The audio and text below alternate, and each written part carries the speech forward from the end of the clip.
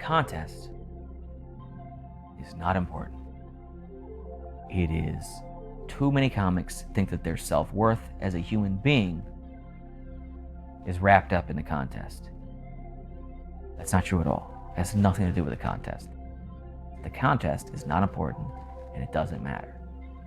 However, the contest is very important and it matters quite a bit.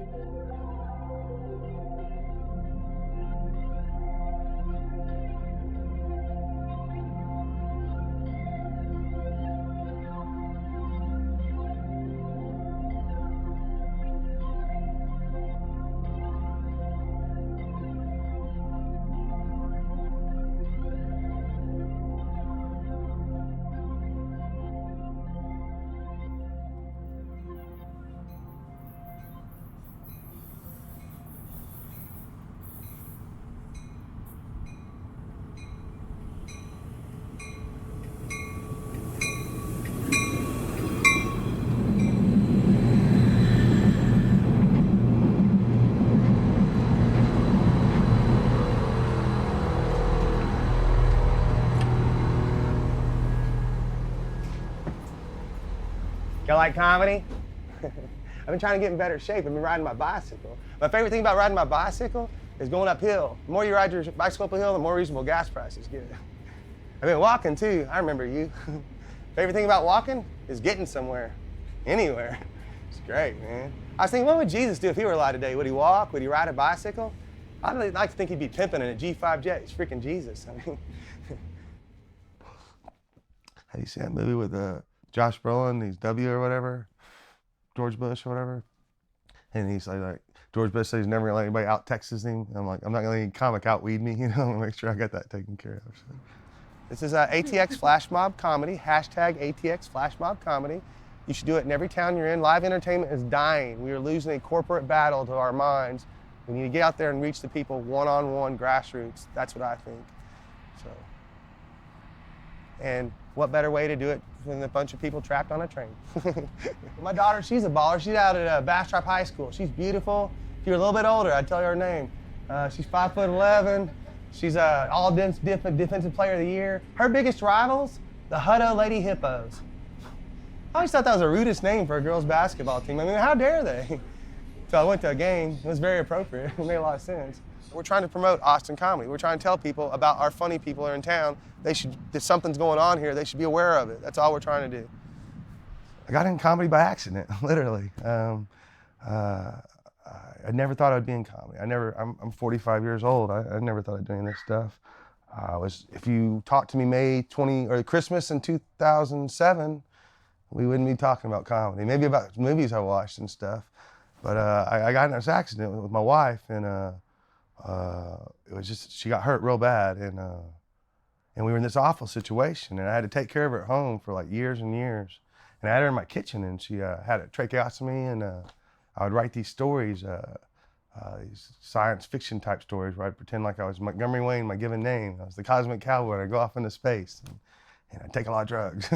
And, so, believe it or not, I used to be happier than I am right now. May 24th, 2008, I was the happiest guy you ever met. And my lovely, beautiful wife was driving that road, and some stupid old lady just ran into her. Fucking ruined my life. Left her mentally conscious, man. She's here, but she's not here. We're spiritually connected, but we're not physically, not emotionally. It's so hard. I'm so lonely trying to meet somebody, you know? And I don't know what to do. I don't have much to offer, man. But I do have some attributes, y'all. I'm adorable. I'm honest. I've had a vasectomy. I'm somewhat domesticated. You take me home, I won't pee in your house, but I'll probably piss in your front yard. Best thing about me, man, you run out of weed, I'm gonna leave.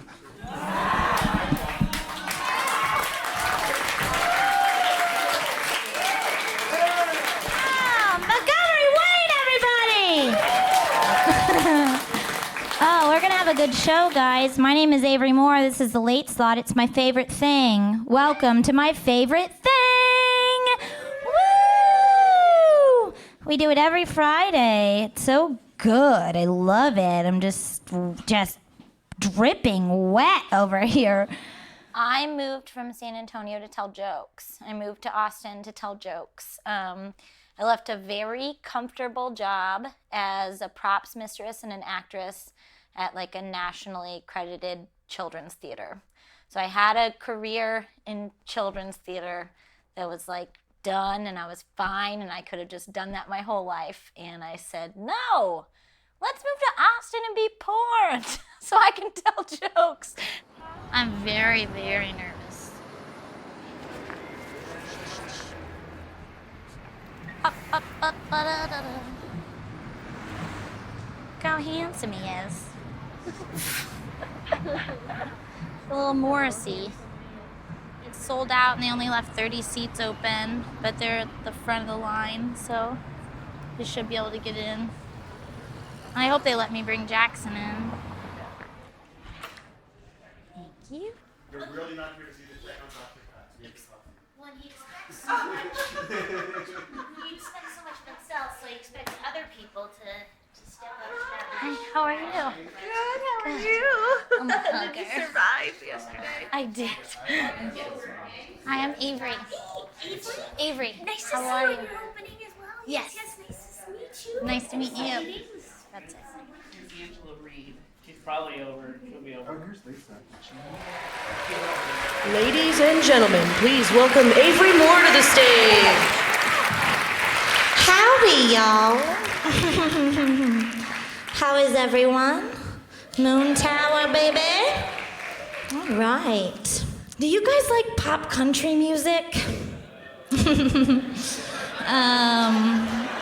I listen to it every day on the radio. It's what keeps the gun in the drawer. I heard this new single, though. It's called Dirt Road, obviously. And I hope you like it. So here it goes. You're chilling on a dirt road. You got a beer in the console. You got your jeans painted on and your hair in the wind. You got a sidekick named Fred and he is a frog. And you're riding down the dirt road. You got a beer in the console. And the sky opens up and hey, it's God. He says, son, you're the second coming of Christ. Christ. You say, okay, God, I'm gonna start a war. I'm gonna kill everyone not deserving of your love. Cause you're riding down a dirt road. You got a beer in the console. And you head up the hill and you look out the window. And man, when I looked out the window, I saw some commotion going on. Turned out I'd stumbled upon an archaeological dig. I turned to my friend Fred, my girl, and say, hey, why don't you slide those sweet asses off those vinyl bucket seats? Let's go check it out. We hop out the truck. Turns out they've uncovered a Bible printed on papyrus that predates all other religious texts. Did you know that 666, the number commonly referred to as the mark of the beast, is actually 616?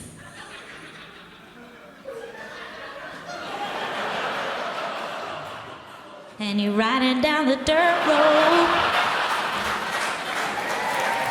Thank you so much, guys.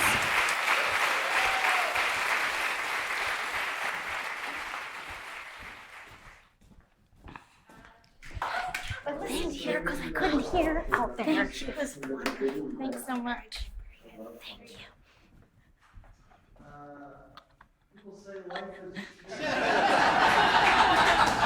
I'm from Detroit. We don't have cute nicknames for mental illness, all right? Either you is crazy or you crazy than a motherfucker. Like, we don't even need to bring WebMD into this. My background is very different from a lot of comics. You know, a lot of these people grew up with like houses where people didn't get shot on a regular basis, you know, or they grew up in the suburbs, and that's foreign to me. You know, I like to hear about them and their dog and soccer games when they was a kid. I don't know nothing about that. being a part of the Austin comedy scene, I was very reluctant for a while. I was like, I have nothing in common with these people. I would not drink with none of these people. I wouldn't even do drugs with none of these people. However, I have grown to love these people and I have a lot of respect, and I feel like I bring something a little different. I bring my Detroit flavor. I bring my street knowledge to the game, you know, all that stuff. Because I want to be famous, not really because I want to be rich. I just want some better food to eat. Like, my idea of making it is to be able to drive down I-35 with a plate of steaks in the passenger seat, just biting the shit out of them and just and tossing them hoes out the window like, yeah. The recession is nothing. It's just a lie perpetuated by the Illuminati.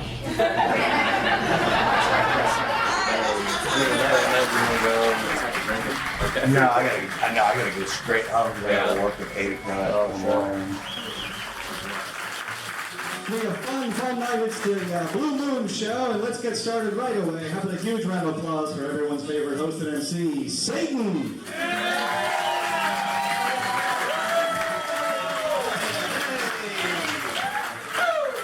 Austin, Texas. How the hell are you, huh? All right. Hey, you guys having a great festival so far, huh? Nice. It's been a great week. I know it was a couple of days ago, but who had a nice 420, huh? Yeah. It's one of my favorite holidays. Of course, my favorite holidays have to be Easter. Only I celebrated the Friday before, you know what I'm saying? Good Friday, are you kidding me? That was a great Friday. I started doing comedy when I was 36. It was right after 9/11. I'll never forget. It was, sorry. When I started doing comedy, I already had a bunch of shit going on in my life. Responsibilities. I mean, you know, I was married, had a full-time job. You know, a wife who was sitting at home alone while I'm wanting to go out gallivanting around, getting drunk with my friends, selling jokes on stage. The only way to get better at stand-up comedy is to do it. And the only way to do it is to go out in the evenings and go to rooms where they have stand-up comedy and get on that stage and tell jokes to people. It's fine when you're young and you can take that risk on your own. It's a little bit different when you're asking a wife who had no idea that you wanted to be a comedian when she married you, and all of a sudden is trying to be supportive for this new hobby that you found that it's costing an increasing amount of money and taking you away from her a whole lot. That can be stressful. So I got one for you, Norm. Okay, here we go. Can't wait. Norm Wilkerson is a racist neighbor living in Austin, Texas. Norm is like if your uncle got a divorce and did comedy despite everyone around him. The Austin Chronicle said of Norm, he should have a better job for being a part-time comedian. You would think he would have a better job, especially for his age. Norm looks like an environmentalist that let himself go. Norm will be performing at this year's festival as long as his cancer stays in remission. Wow. That's so good. Yeah, you don't try to make these real at all, do you? Yeah, I'm started a new job. What is it? I work with Dustin, though. I work at Quality Seafood. Oh. Bragging. Yeah, I started.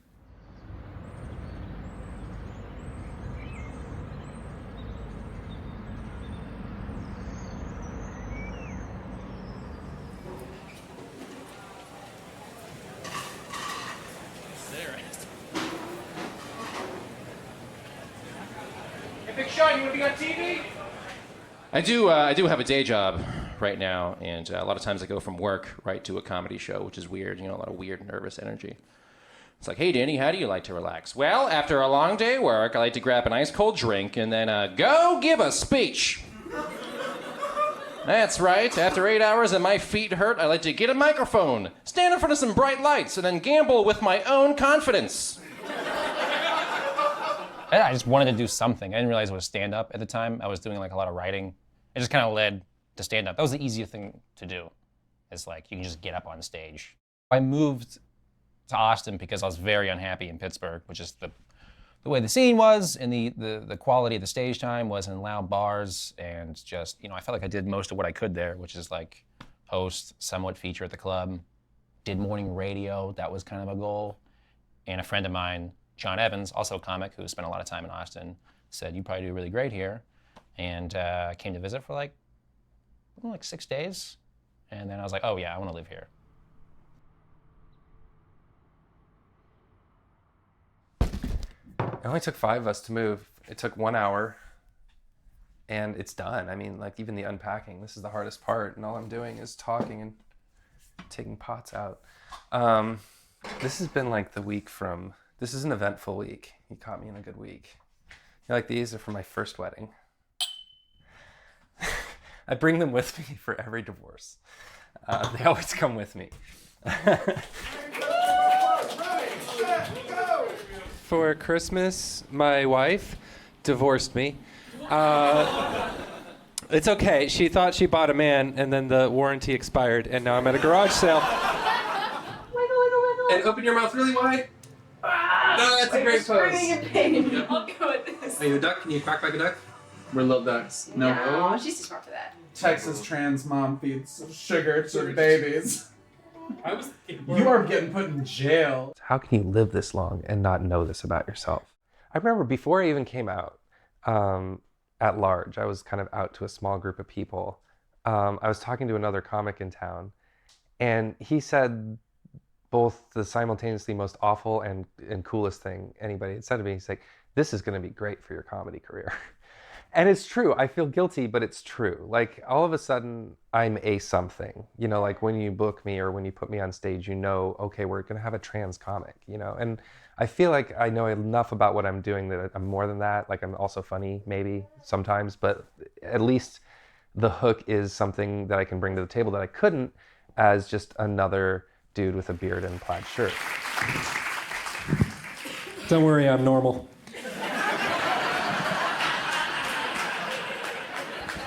I've got 2 kids at home under the age of 3. That's why I look like this, even though I'm 17.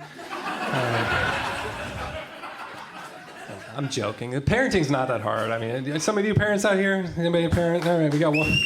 Hi. You and me, babe. Tuesday night. We did it! We got out of the house! This will be my 4th time doing the contest and my first time as a woman. It feels like my rookie year. Yes, it does. Now I have a new dilemma. How many jokes do I do about being trans? Do I do 5 minutes or 6 minutes of that? Do I do one opener to break the ice and then jump into other stuff? Can I even write any other stuff anymore? I'm not sure. I haven't been able to so far. Part of me just wants to go for it and just talk about being trans the whole time because, let's face it, it's interesting and that gets me halfway there to being funny. The comics that change me when I watch them on stage are the people that are being so wholly themselves and human that you go, oh, I've had that moment before. Oh, I get that. I love having all the jokes and the weird stories in between, but I love those, even in an hour set, just 2 or 3 moments where you go, well, that was really real, and I get that. Thank you very much. My name is Danny. I grew up in Pittsburgh, Pennsylvania, which that is the appropriate response. Let's all have a moment of silence for that dying town. Pittsburgh, where pollution is a part of our rich history. People there aren't screwing around. And people there will litter and make eye contact with you. What do you think about that shit, huh? Yeah, it wasn't great. I did not have fun doing the contest last year. Or the year before. I think this is the year I started having fun doing it, though. Because I just don't give a shit. Go into it with 0 expectations. That's the best way to go into it. If you think you go in, I don't know any comic who goes in thinking they're going to win. It's like everyone else thinks, like, oh, it's so-and-so's year, or it's so-and-so's year. I don't think any comic has ever thought, this is my year. I had dropped out of college to do comedy, and I had made all these big life choices, and making the finals was like my way of saying, like, look, I'm doing the right thing, or I must have made the right choice if I made the finals. But man, we've had some stinkers in the finals too. There's been some terrible comics who've made the finals. You're like, what has happened? Like, who's judging this stuff? I try to explain, I use what I call the car analogy. I don't know if you're familiar with this. This is right. Like, say you've got this car. You've had this car forever, but you love this car. I mean, it's a comfortable car, it's a reliable car, and yeah, it's a sexy car, right? You could never imagine not being satisfied with just this one car. That doesn't mean you don't want to occasionally, go out and fuck other women. I think I had a better set than at least one of the people who advanced that night. The judges are bad people. Let's be very clear on this. People who purport to be able to judge comedy, bad people. 4 to 5 judges every preliminary round.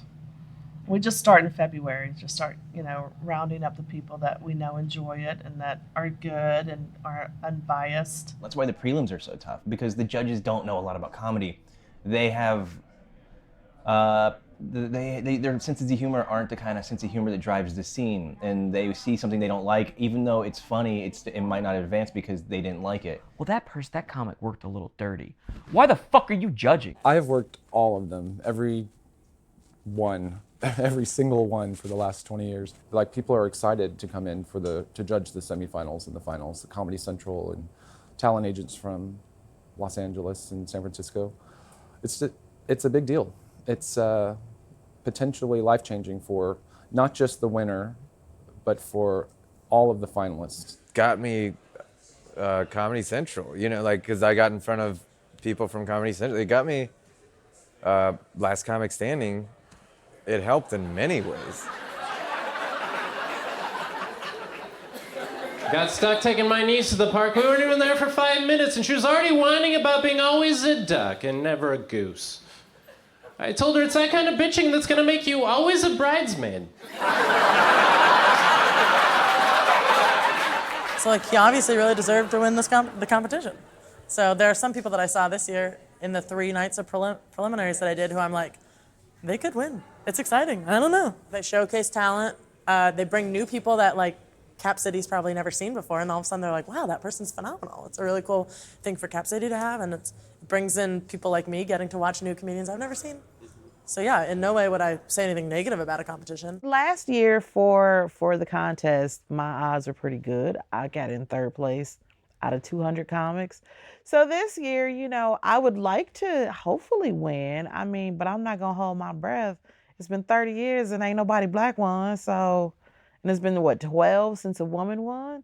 So it's been a minute. I could hope, but I'm cautiously optimistic. But that's just how it is. It's hard to say that that's just how it is, and we shouldn't accept that. But I do feel that it's a high time that a woman wins, and not it's our time, we deserve it. But many women have deserved it. You're the last woman that's won the contest. Why do you think it's been almost 15 years since another woman has won? Do you think it's just chance? For a long time, there weren't a lot of women comics here. I think that it's only been the past maybe 3 or 4 years where there have been more women comics here who are also funny. It hasn't just been an increase in numbers, it's also those women are really funny. There's a lot of funny people in this town. To try and be the funniest person in this town officially with the stats and document it, that's a special thing. So I'm embracing it more and more. I think the contest is a good stepping stone because it's very rare that in your first year doing comedy, you get to open at a comedy club. You wouldn't get to do that if I wouldn't get to do that if I started in LA or New York. It was the most fun show I'd ever done. I'd never performed for that many people, and the crowds were awesome, and I felt like I got to see all the comics do great, and it made me really glad I had moved here. It was really fun. Adrenaline. Just that first night, you want to make it to the next round, and then round after round, you want to keep going. So it's you want to change your material, but you don't want to, and no matter what you do during the day, the only thing you're thinking about is that night. All week, you're like, oh man, I can't. 7:30, here it is. It's kind of the worst thing that could possibly happen for me happened, which is that I'm on the first night, April 6th, and today is April 1st. So every other year I've done this, I've been somewhere in the middle, and there were 14 nights this year. So like the odds of drawing the first night were really low, and I was just sort of counting on having a week or two to pull my set together at some open mics, and now I've got 5 days, 4 of which are booked up with things that are not working on comedy. Part of me just wants to write this year off now. Like, I'm going to get up there, I'm going to perform as a woman for the first time, and that'll be fun. But as far as like getting somewhere in the contest, the likelihood of me getting through to the semifinals, and there's some good people on my night too. I'm not going to name names because that's a good way to sound stupid later. But yeah, there's some good people on my night. I just think I want to write it off. I don't want to be that negative, but just my expectations are definitely lower now that I know I'm going to go right away and I don't feel prepared. So that's where my head is at.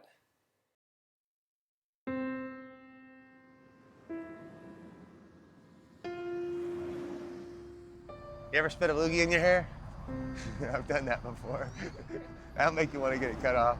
Half remember somebody telling me to like pat it on instead of rubbing it on. So then I just slap the shit out of myself when I'm putting makeup on. I don't know if that's what you're supposed to do or if I'm just like punishing myself. I have to wear this stuff that makes my skin look green because it's the only thing strong enough to cover up my stubble. It's actually a tattoo cover up. Like if you work at Denny's, but you got that face tattoo in prison, this is like how you'd get rid of it. We're in Austin, Texas, by 183 in Anderson Square. Not enough food trucks, y'all. We're gonna tell some comedy. You think you wouldn't be nervous by your 4th time?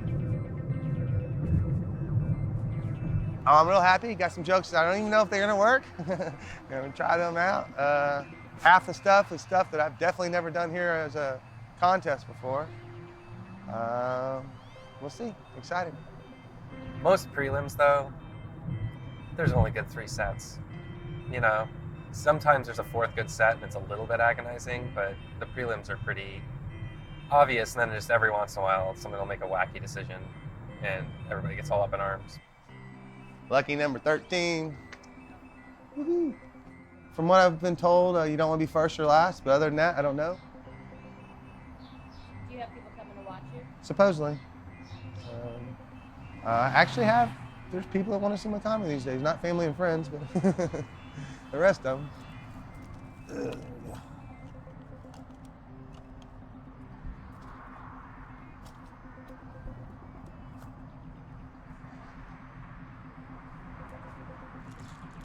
You fired up?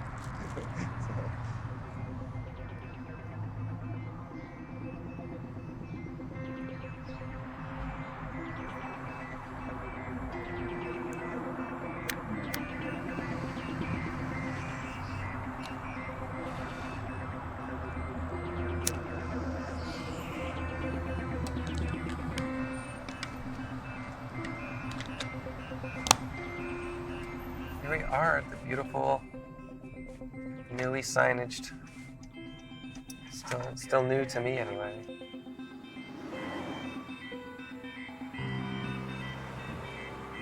Hey. Oh, I was kind of hoping to be very first. Really? Yeah. Would you want them? I had an opener. I was gonna do a thing where I got up first and I said, I can't believe they didn't announce this before me, but I guess since I'm first, I have to tell you guys, Cap's so embarrassed that only 2 women have won this contest in 30 years, and that it's been 15 years, that to balance the scales, all 230 of us have to dress like this. I thought that was a great opener. I can't do it halfway fucking through the lineup. It would only work if I got to go first.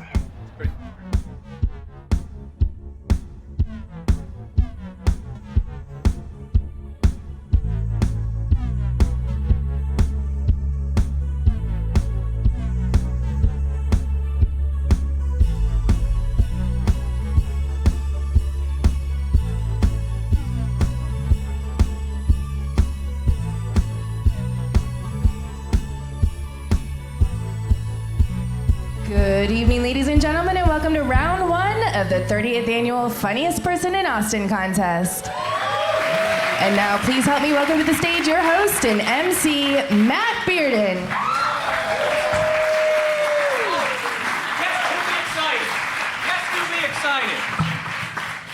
Oh, and the applause lasted almost till I got to the microphone. Thank you. The kind of enthusiasm is good. It's good for my own personal ego. I appreciate it.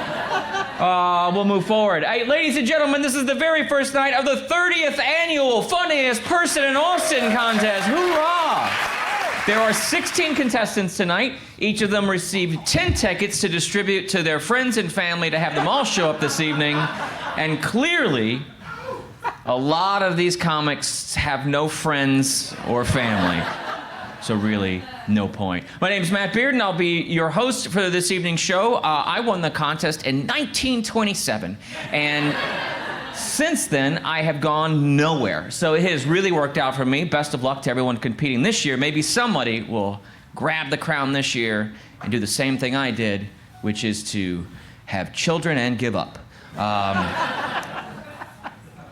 If you're competing this evening, ladies and gentlemen, do pay attention to the back wall. There's a light that goes on at 5 minutes to let you know you are nearing the end of your set. Generally, I will tell you this, if you haven't been hilarious in the first minute, the judges have already discounted you and are probably in the back smoking cigarettes, whatever it is the judges do. And the other thing I'll let you know is we have judges here. It's an absolute formality. We decided who was actually going to win the entire contest earlier in the week over some drinks. So this is just a way to get in your pockets and steal your money. So, woo!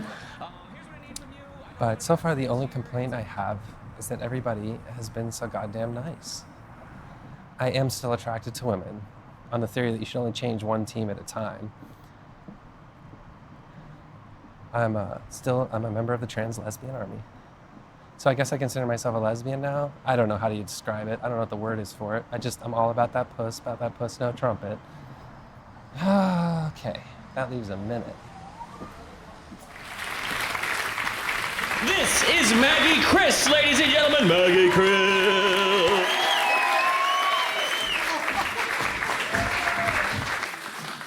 Hello.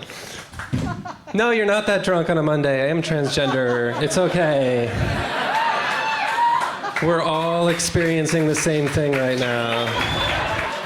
But yeah, it's new. My only complaint so far since coming out is that everybody's just been so goddamn nice. I took self-defense classes, I bought mace, I came up with witty comebacks, and just like, what does a lady have to do to get some oppression up in this bitch, you know? Do I have to go to Oklahoma? I don't want to go to Oklahoma. I should mention I do have 2 small children on the use it before you lose it plan, and they're great. They've made this so much easier. They're wonderful. And the only trouble is I have to do regular mom things like this. And like in the regular mom world, this is a little disconcerting. So I found sneaky ways to come out. Like for instance, in my neighborhood, I just did Halloween. I went trick-or-treating. I didn't put on a costume. I wore this. And every time we knocked on the door and said trick-or-treat, the people would go, "Oh my God, wow, you really look like a woman." And I said, "Thank you." And then I got to have a moment 3 days later when I'm checking my mail and they look out their window. I'm like, "Too late, you're already nice to the neighborhood tranny." I'm out.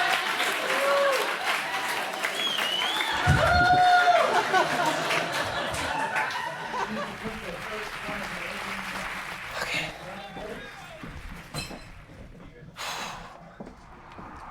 People want to me. Honestly, I feel like when I find a good woman that loves you, that feeds you, that hugs you, that fucks you, that sucks you, that falls asleep around, you know, there's a good sense about her side of the bed, some deeper emotion. Sounds like heaven to me.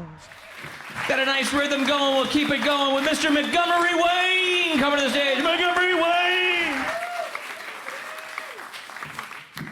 Thank you, Mr. Bearden, Cap City. I grew up in Houston, y'all. I always wanted to be an astronaut. And I could have been an astronaut if it wasn't for that drug testing. I never had a problem with drug testing. The only time I ever wanted to go to space when I was really, really high. People want to know what heaven on earth looks like. To me, heaven on earth looks like the love of a good woman, honestly. I mean, if you're lucky enough to find a good woman that loves you, that feeds you, that hugs you, that fucks you, that sucks you, that falls asleep in your arms, and then has the good sense to get on her side of the bed so you can get some deep REM sleep, sounds like heaven to me. Next day, it's just the opposite. She wakes up in your arms, she sucks you, she fucks you, she feeds you, she hugs you, she loves you. Hell, I go to church on Sunday for that. I might even read the Bible. I had this girl, she complimented me on my hair. She said, "Your hair looks nice. What do you do to it?" I was like, "I don't know. Smoke a lot of dope." Take a lot of naps. I know it. I just smiled and said, thank you. I'll never be on Tinder. I got 2 kids. That's 2 reasons I'll never be on Tinder. They're on there. Damn it. I don't get arguing with y'all about whether weed should be legal or weed shouldn't be legal. Let's just pretend we're in Colorado. We'll wake up tomorrow morning in the mountains, do a dab, see these bald eagles in love, go down to McDonald's, have a Quake and Bake special. It's a McSpliff with a ganja muffin and a hemp oil cranberry pomegranate juice smoothie. $1/4 pound is a whole new me when weed's legal. Da-da-da-da-da. And I'm smoking it. All these bars got to change their signs from happy hour to happiest hour. Sounds like heaven on earth to me. Thank you, Mr. Bearden. Thank you, Cap City. I love you, Stephanie. I love my Outlaw Angels. I love you, Papa Ralph. Good night.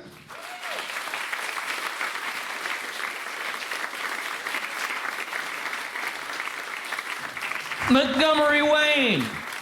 Got to head back to his jug band, but we had him here for a little while. Montgomery Wayne. And I found out it started out just like a thing where if someone touched your nose, he thought they were like bothered by his breath, and so he'd take one, and then it became an obsessive compulsion. He already had that with other shit, but it got really bad. He did it all the time, and he stopped.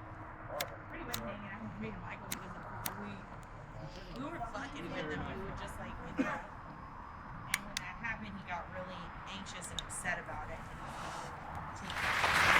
Now here's what's happening. The judges are deliberating in the back room. I know some of you have things to do. I know some of you came out, you saw your friend, you realize there's no fucking chance their name is getting called at the end of this evening. If you need to go, I understand it. The parking lot gets full when everyone rushes at the same time. It did kind of filter into a nice crowd here this evening. If you gotta go, you gotta go. I understand that. All that's gonna happen now is they asked me to do a few minutes of stand-up, and I usually will finish out, but I'm far more interested in talking to these lovely Texas women about their evening and some of the reactions I saw on your faces, and I figure we'll break that down a little bit. And for those of you playing along at home, the count on the official utterances of Tinder this evening, 22. I do the contest way differently than a lot of people.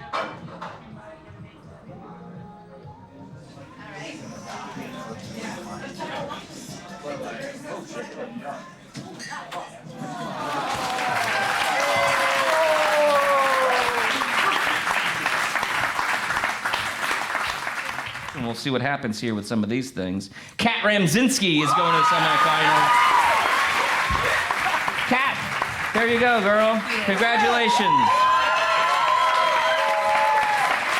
Kat's not going alone. She's going with Sarah June, ladies and gentlemen. She's going with Sarah June.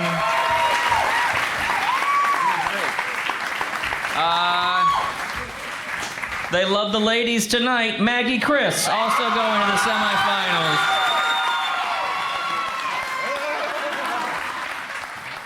I felt more solid in my stage presence, for sure. After my prelim night, Matt Bearden pulled me aside and said, "Do you feel different?" And I said, "Well, yeah." You know, I knew he meant it right, and I knew exactly what he was meaning, but I couldn't resist going, "Well, yeah, I feel different." I wasn't happy about my night as far as I didn't do real good, and I've been doing so well, and it's just funny how it just doesn't always go like you want. I was a little distracted.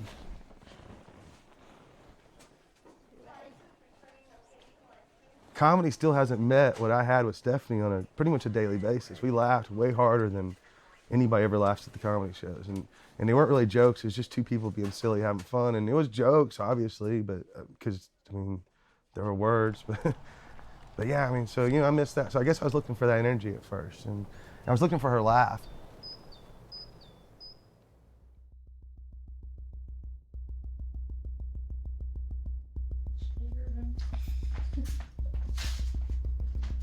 Oh, should I wear my new glasses tonight?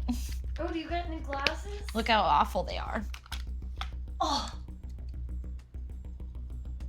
I got them for $20. Oh my God, you're adorable. They're not that bad. I hated them for a good minute. But check this out. I look like a Nazi. I will win tonight, y'all. I will win the contest. I believe in nothing. I believe in nothing. You can tell because of my glasses. I am about to go to the comedy club to participate in this contest and compete against all my close friends. I slept really late today in preparation. Slept until about 2:30. I took the day off from work, and I've just been laying around watching Heathers and Chopped and, trying on a million dresses and putting 50 bobby pins in my hair. And that's it. I'm ready. I'm really ready. I'd like 5th or 6th to last, which is nice. I'm not gonna watch anybody, I don't think. Now remember, your dreams. Remember your dreams are at the end of this.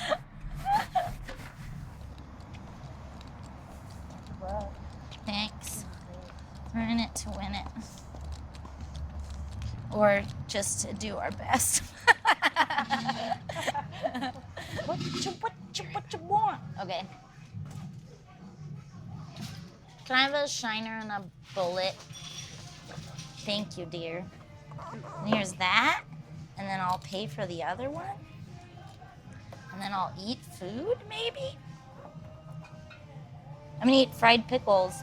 One time before a contest in San Antonio, I ate fried pickles so fast that I vomited before the contest.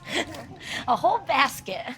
Definitely feel better than I did last year. I feel calm and okay. Please win.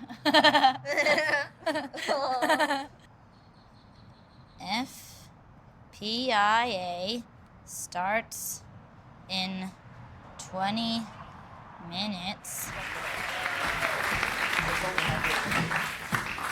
Thank you. Remain seated. Thank you for coming out. I'll be your host and MC. I was the first winner of the contest in 1986. Thank you. I am still alive, but every show could be my last, so welcome. Make sure my sweater's tied tight and my bra straps are in and there's no boogers. You're good. And we're off.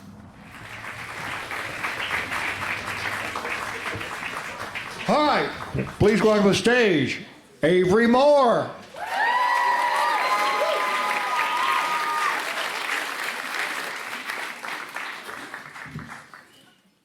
I'd say on average, I whisper to myself, now's my chance, at least once or twice a day. Now's my chance. Right now, Avery, it's your chance. Get on the bus. The line is clear at Einstein's Bagels. Now's your chance. When I go out to bars, I'm a woman, I have breasts and a vagina, so I get hit on by men, but not the ones that are under the age of 70, not the young, hot 60-year-olds. I get hit on by older men, and I don't know if it's my posture or my glasses or all of this, but old guys eat this shit up. I think it's familiar. I have to admit that in college I did dip my toes into the silver pool. I took a couple laps. I learned a few things about myself. I like money. I love old skin. God, I love old skin. You can just stretch it as far as it can go. Remember when you were sitting on your grandmother's lap and you would just push that vein from side to side? Imagine that, but sexual. I love it. It's over now. I did it. Who knows what's gonna happen as I clutch my purse like a baby. Okay, it's over now.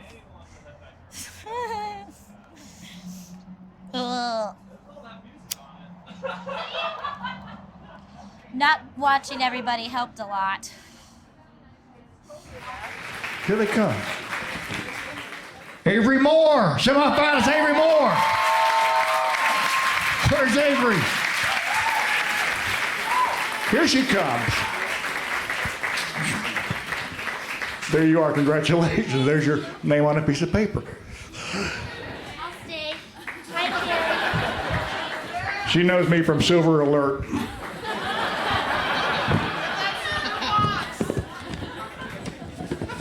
Oh!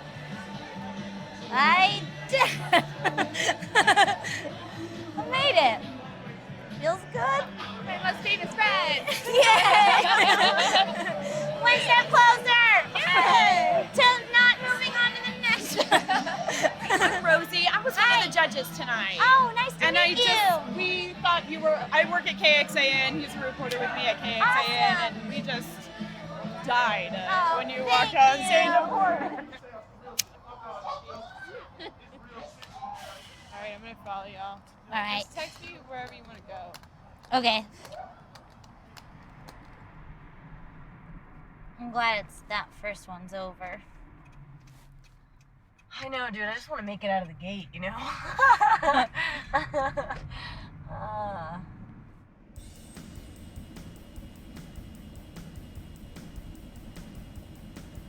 All right.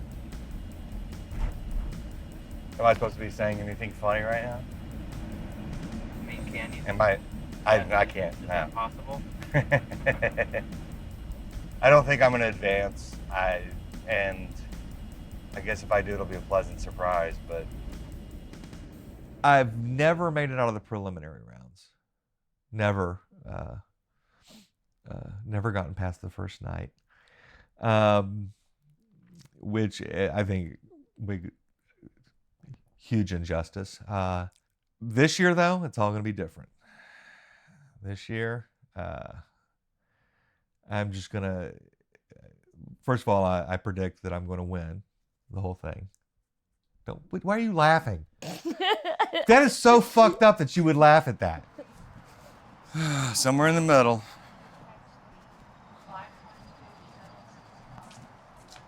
That's not too bad. Fourth. Right now, my mindset is this is just another show, and I'm gonna go up there and I'm gonna kill that shit. Wait, this is my shit. Okay. I always order a rum runner that is more rum than runner. It's a fruity, exotical drink that they make here. The bartenders already know when I come through the door, have my cherries and shit ready. So, yeah, I'm only on number one. I usually do 2 before the set, and then unlimited after I'm done, just in case I don't advance. I feel like I should be like punching and shit, punching at the screen, like, yeah, because I've been watching boxing videos to get ready. I just want this to be over. By this, I mean my life. Oh, I got 1 million of them. Ooh, that was a strong drink. That's my fault. I was like, give me more rum than runner. Do you have like a soft open or anything? Like, how are you opening? I'm doing my Uncle Carl's. Took a selfie. So one of the things that I find kind of amusing is how the older generation will sort of try to like glum on to whatever kids today are doing, you know? You know, like when your grandparents get on Twitter, you know? For example, my Uncle Carl, he took a selfie, only, you know, he used a gun. But I feel like that counts. I mean, if you think about it in a way, it's kind of the ultimate selfie, you know? Hey, everybody, look at me, you know? So I was going down on my wife the other night while she was ovulating. Boy, did I have egg on my face. Huh? Huh? I get in there, ladies.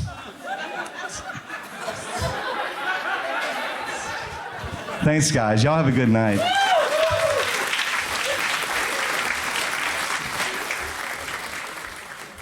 And that's how it's done, folks. I had a good set, I think. It's on film, so we'll find out later. Would you please help me welcome on stage LaShonda Lester?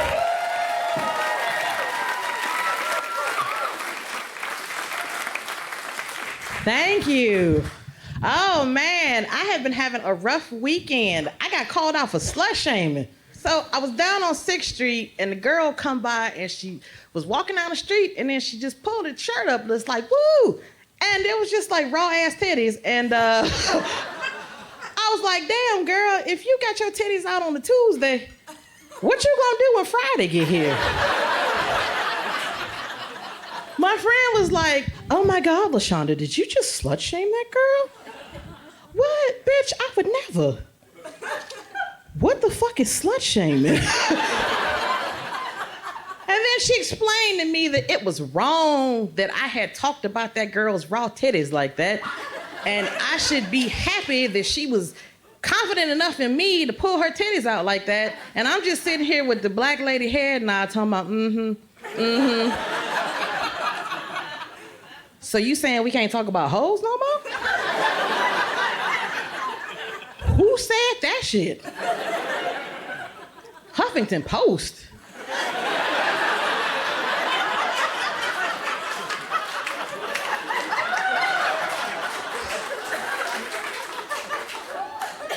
That sound like something some hoes came up with.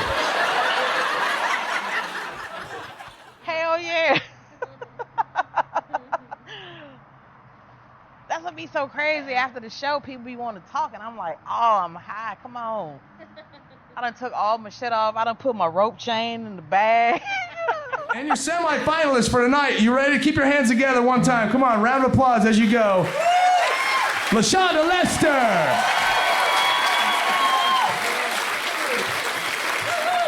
And Ali Amrine. Ladies and gentlemen, your semi-finalists for this year's Funniest Person in Austin contest.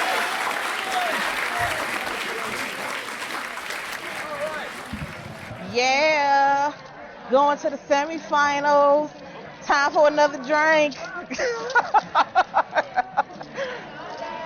Hi. Kim Van Vliet from Zephyr Talent.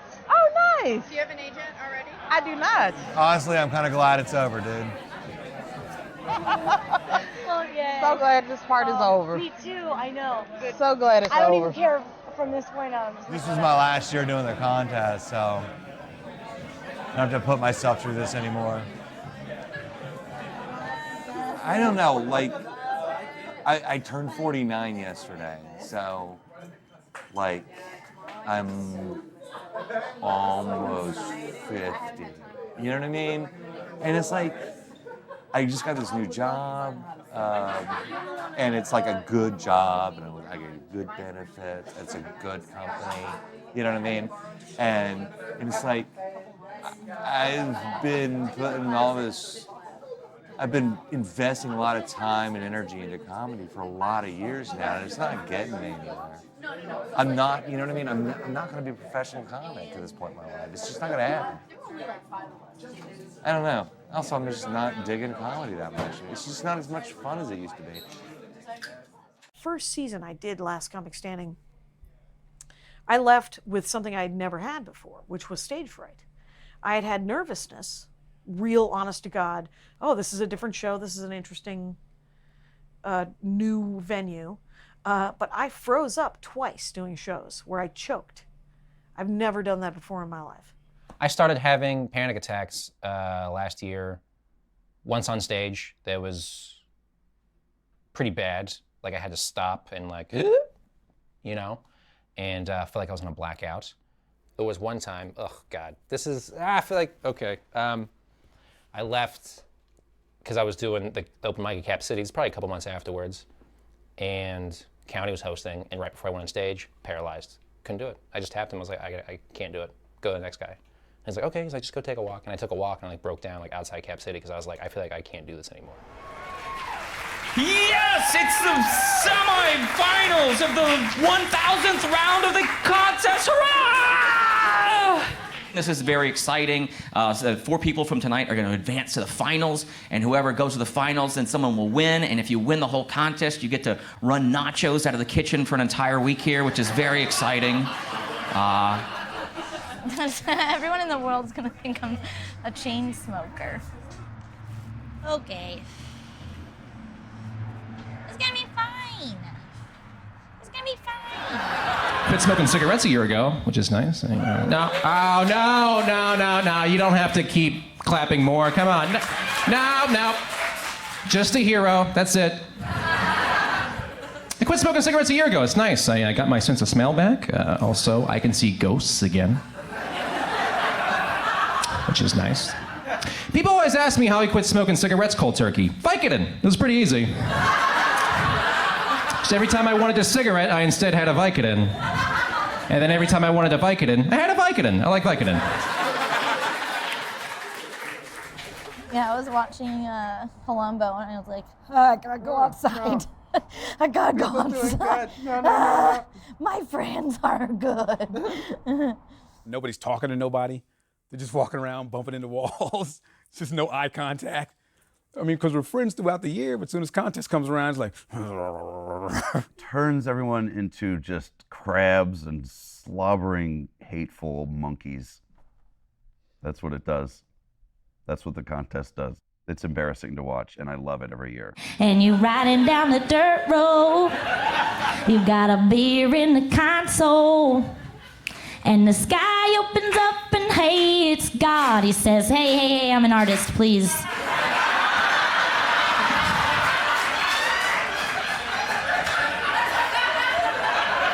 And the sky opens up and hey, it's God. He says, son, you're the second coming of Christ. Christ. Cut, print. What's on this side? It's just a wall. Ooh, what's over there? There's just a wall on the Just other a side. This one, we're posing, and then I couldn't find the camera. Oh, they're all adorable. That's good. You feel good about it? Yeah. I couldn't watch anybody. Good. Yeah, me neither. It was really fun. Everyone. I know. That's the only thing. I was like, as long as I just have fun doing it. Yeah. And I'm fine. I like a big old crowd. Give me a big old crowd. Give me a big old crowd. Let's bring up the results, ladies and gentlemen.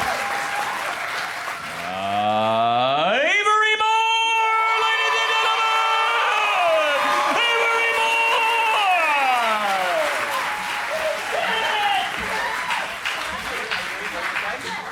Moore! Here, come here. Help me out. Read that name to everybody. Oh, Tafaz Wagwaze.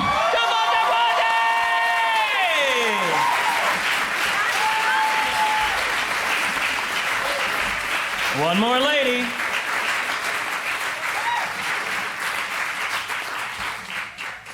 Very funny lady, ladies and gentlemen, Danny Palumbo! Danny Palumbo, everybody!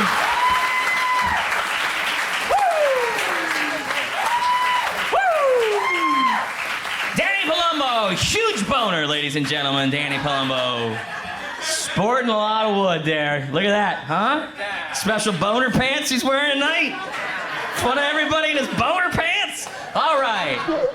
The night wouldn't be complete without Amber's spit on my face. I'm so excited. I'm so happy for you. Thank you. You little devil, you. Congrats. Thank you.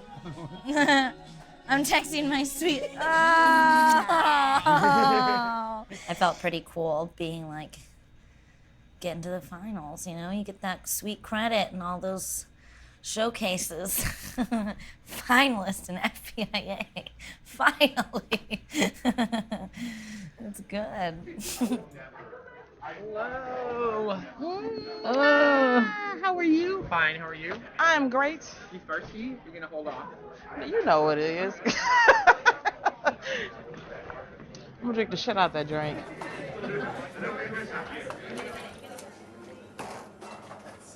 Thank you. Here it is, y'all. You wanna get an up close shot of that shit? Boom. Look at that right there. So delicious. I'm fourth. So hopefully that goes good. Oh, hello. I almost didn't make it tonight. I am tired because I've been looking for a new job. Just a mess. Oh man, I've been trying to find a new job, and so I've been going out on a lot of auditions recently. So I go to this one spot, and there's a guy, I guess his Kickstarter had kicked in, and he got all his little money, and he was really fucking excited about that shit. He was just like, okay, listen. So this young lady right here is gonna play your best friend, and she's got something very important to tell you. I wanna get your natural reaction. Do you have any questions? I don't really have no questions. This is more like a comment. I wouldn't really be hanging out with this bitch in real life. All right, quiet on the set. Sassy black lady and her mentally ill white friend, take one. I'm like, what the fuck? Action. Hey girl, I have something important to tell you. Oh, what's that? I'm bipolar.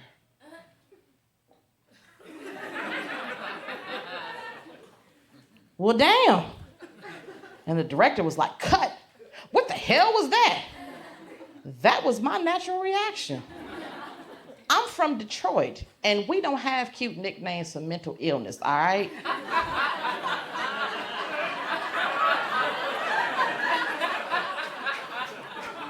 Either you is crazy, or you crazy than a motherfucker. Like,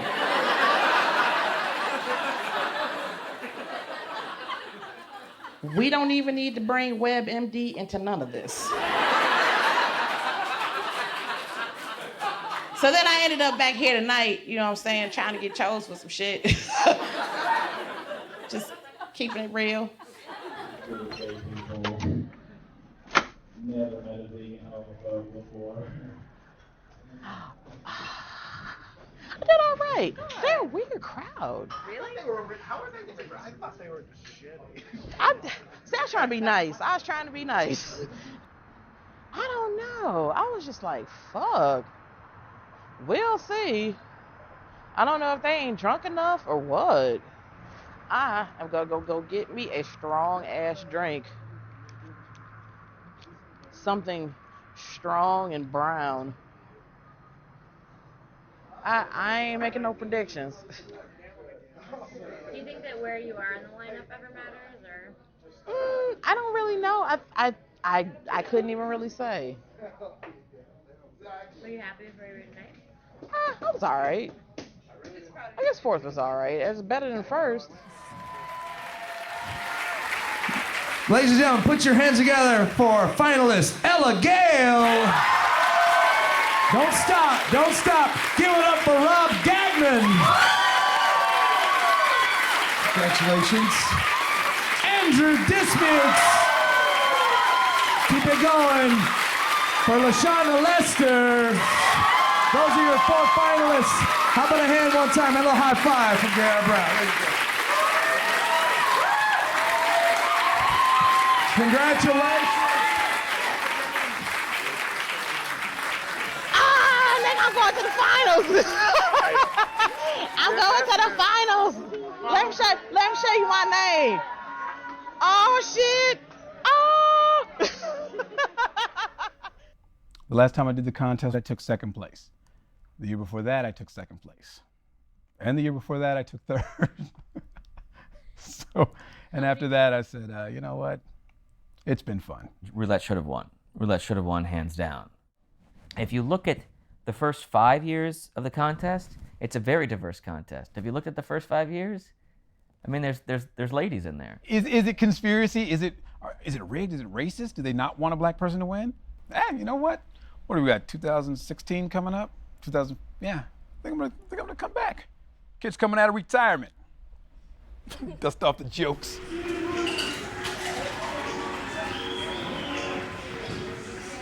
I feel like I'm coming down with the flu, to be honest. I was kind of sick coming in, and now I'm really about to crash. In a dark alley near 183 in Austin, Texas, for semifinals of the Funniest Person in Austin, and I went up third, and I'm done. Hi. Well, the previous 2 comics clearly didn't get the memo that it's dressed to impress.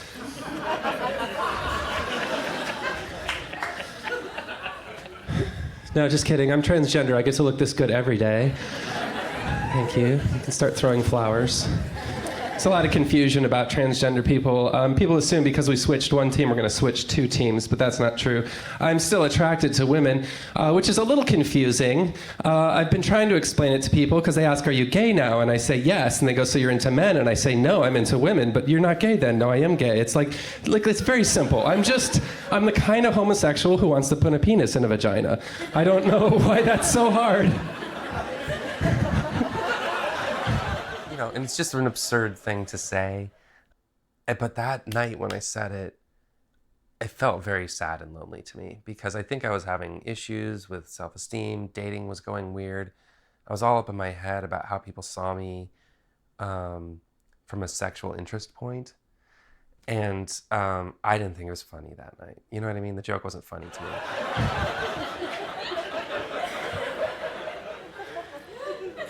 All right. I won't say I'm thinking about next year yet. I'm not in a big rush to do it again, but I will.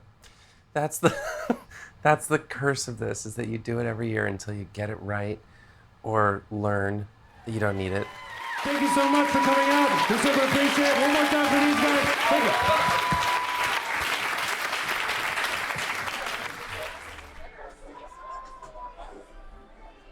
you. Yay. There you go, John. Thank you. That was awesome. Oh, I think it went great. I mean, honestly, this would be the same face I'd have if I made it, because I'm so out of it right now. It doesn't make you any less funny.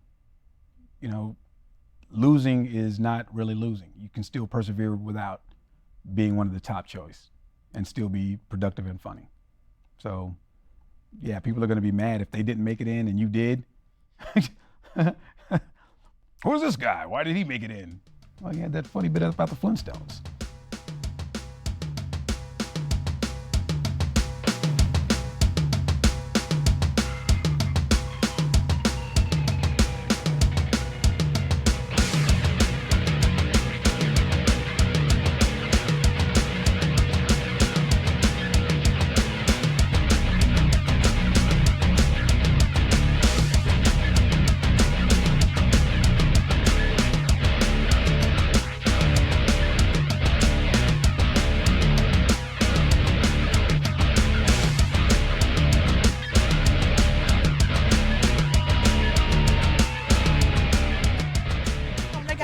First.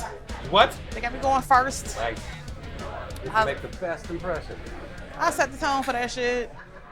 Oh, they're filming for this documentary. What? They're doing an FPIA documentary. You want me to get out of the shot? You ain't gotta get out of the shot. Can Blake stay in the shot? See y'all afterwards. See you afterwards. Good evening, ladies and gentlemen, and welcome to the finals of the Funniest Person in Austin contest. And now, please help me welcome to the stage 2014's Funniest Person in Austin, Cody Hustack.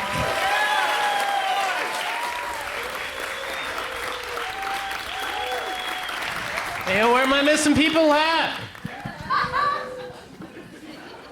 Yeah, go ahead, wink if you're with your captor. Welcome to the thrilling conclusion of the 30th annual Funniest Person in Austin contest.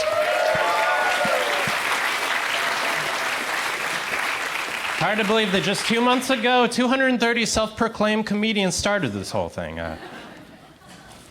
Now the cream of the crop. 12 contestants compete tonight because they were unable to beat me last year.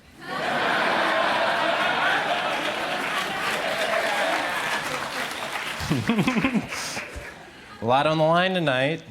$3,000. Cape and crown that I used to wear to bed every night. And most importantly, legitimizing their comedic aspirations to their parents. All right, you guys ready to get the show going?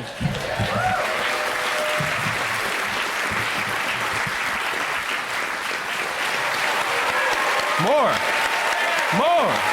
Welcome to the stage, LaShonda Lester.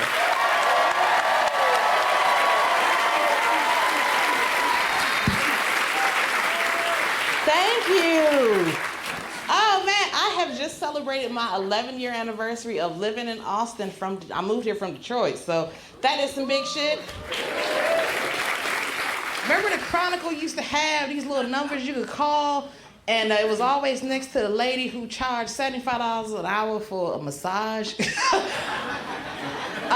I put an ad out on there looking for some new friends, and it was nothing sexual, just, hey, how you doing? My name's LaShonda, I'm new in town. If you think you can show me the city, leave a message. And I got a message, all right. 2:30 in the morning. Some dude with a snotty ass nose breathing real heavy. Listen, we having a threesome tonight, and we need 2 more people.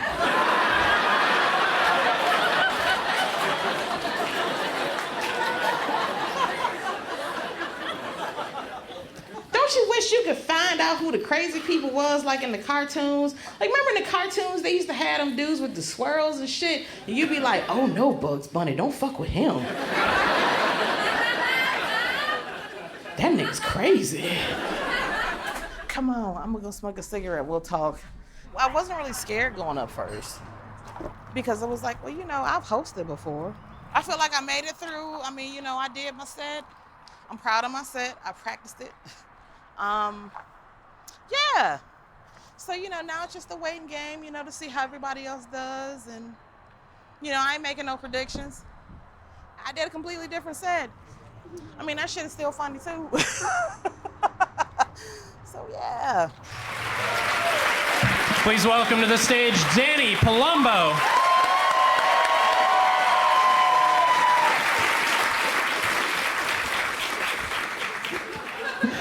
I guess. Hi, everybody. My name's Danny. I grew up in Pittsburgh, Pennsylvania, which that's the appropriate response.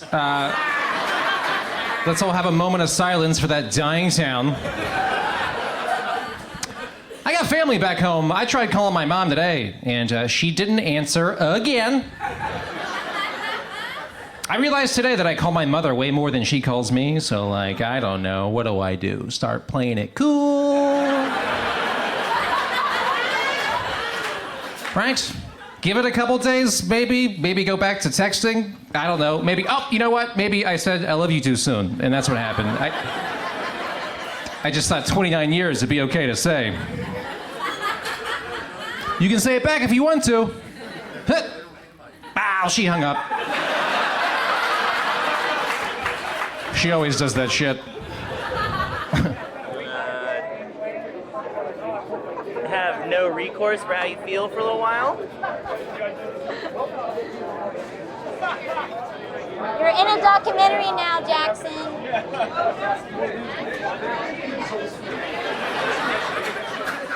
Like Grand Rapids, Michigan.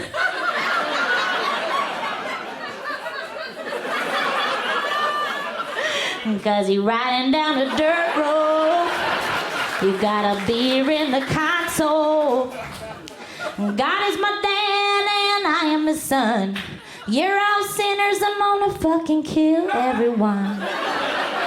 Cause you're riding down a dirt road. Thank you so much. Don't tell anyone you heard that. My name is Avery Moore.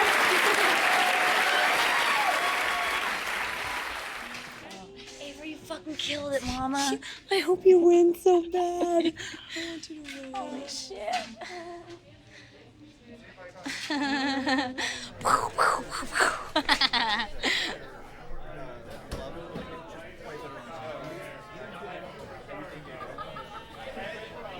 Now I just gotta stare at you assholes for who fucking knows how long. Is that your hunch? Oh, holy shit.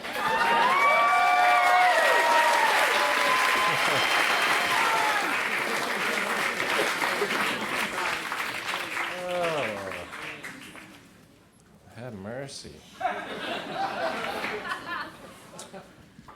All right, tonight's second runner-up, that means third place.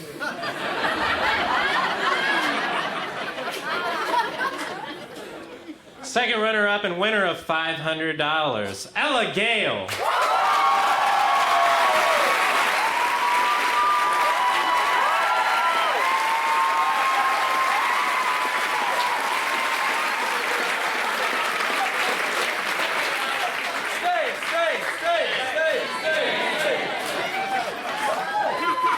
Thanks, guys.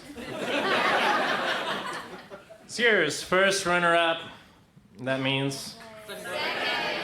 Pretty good. Ryan County.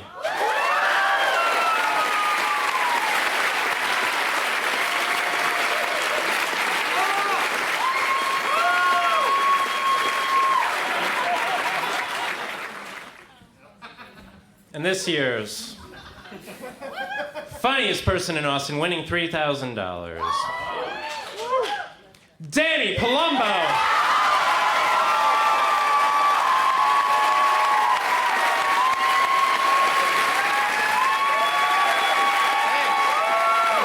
Thank you. Thank you. Cool. I won $3,000. I'm gonna go see a doctor now.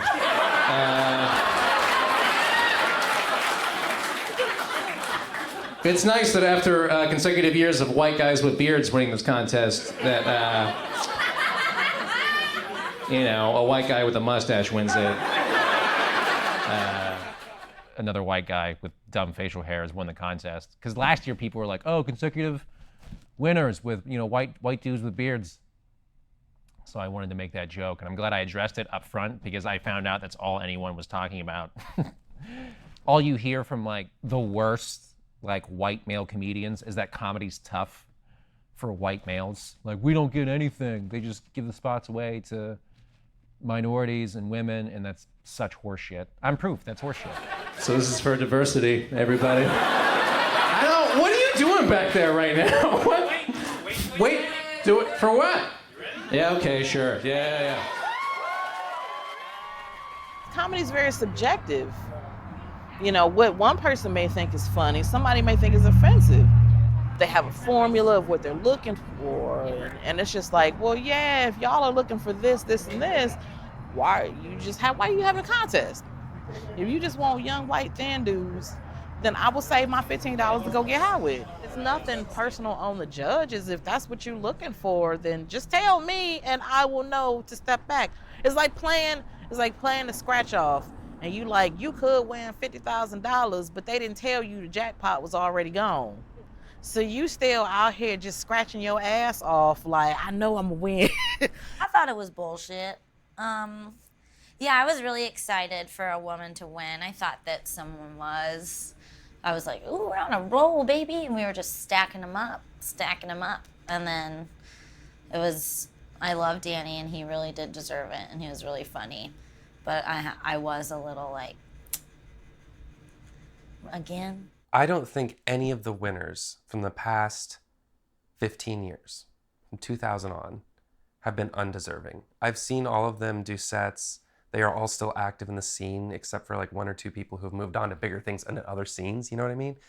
These are all great comics, and so there's no well, that was a fluke year. I mean, the evidence is staring you in the face when year after year after year, these unbiased judges come back with the same results. I think it's a resounding yes. Straight white men have it when it comes to comedy, and I say that as a straight white man.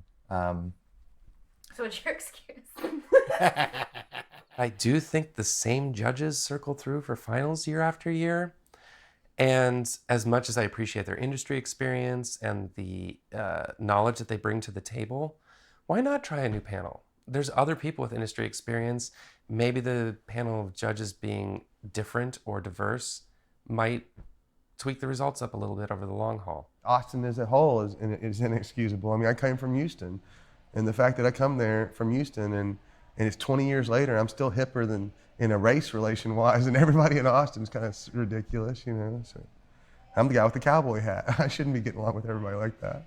I feel like Austin is just now becoming super diverse in its comedy scene. Does that make sense? I feel like maybe in the mid-2000s, it was it was probably super white, and it's white now. Obviously, that's the majority, but I don't know. There's lots of funny women in the scene, and non-white dudes doing non-white shithead male comedy. I have to work at Quality Seafood tomorrow at 4 o'clock, and fully intends on wearing this there. If you want tacos, come there.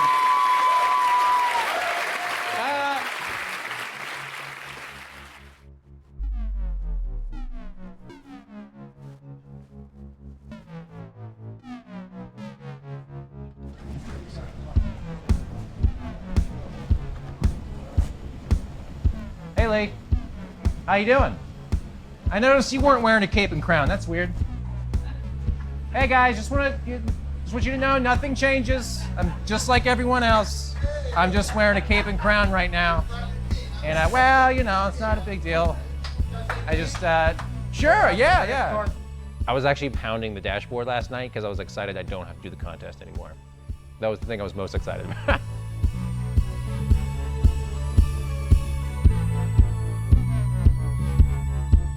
Afterwards, I was just really excited for everyone, and then the following days, I kind of got like a little gloomy and moody, and then I just told myself to snap out of it and stop being a little bitch, and I did.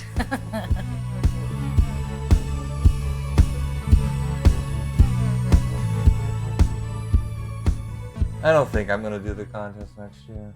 You could have interviewed me at any time in the last 13 years and found a day, at least one day a month, where I was saying, fuck this, I'm not doing this anymore. Because it's heartbreaking at times. Every time you have a bad set, you're like, why do I fucking do this? We do it because we love it.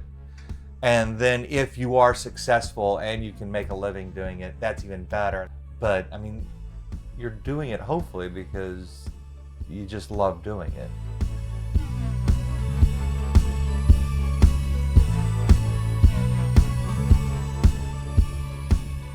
This was probably easily my best contest in terms of getting something out of it. You know, I got to advance one round, I got a great tape from it, I'm getting name recognition with this act, which actually is kind of awkward. I've kind of accelerated my plans to change my name because I was starting to get too much recognition with this fake stage name. I have a name that I want to use, and I'm having a big party to unveil it and move on. And like, it'll be the third time I've had to start over with a name on a poster as a comedian, but I think it's worth it.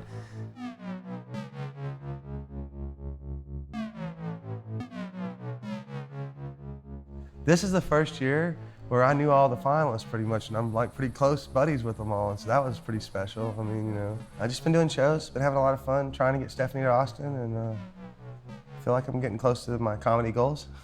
People say they want to do comedy for a living, and I don't really know how you can do that. I mean, it seems kind of hard, so I'm just gonna do comedy and try and live. I need to figure out a few other parts of the equation.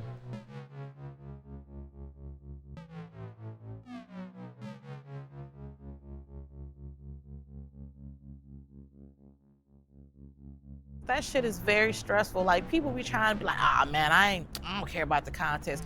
You care about the contest. Don't even fucking lie. Like, we all care about it because it could be a situation of a make or break thing. Like, you could meet somebody. I met an agent, a legit talent agent, wanted to sign me, but you know, had I not done the contest, ain't no telling if this lady would have ever reached out to me. So it's very important. And like right now, I can't really say, you know, I could do it next year. I could come back like fucking Michael Jordan retired and come back like psych. So we'll see. We'll see. We won't rule it out completely.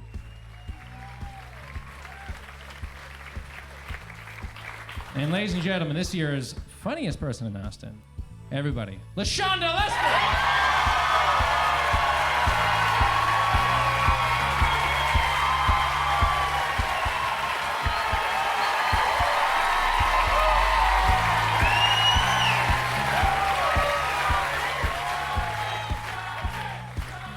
When I see people do well in the contest and they walk off stage, and you can tell when they feel good.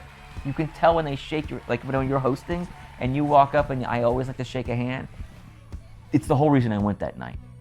It also hurts when I see someone not do their best and they know it, because you see their shoulders when they walk off. And that's tough too, especially, except I think that I should always be able to whisper the knowledge in their ear. You can go get a drink now. It's over.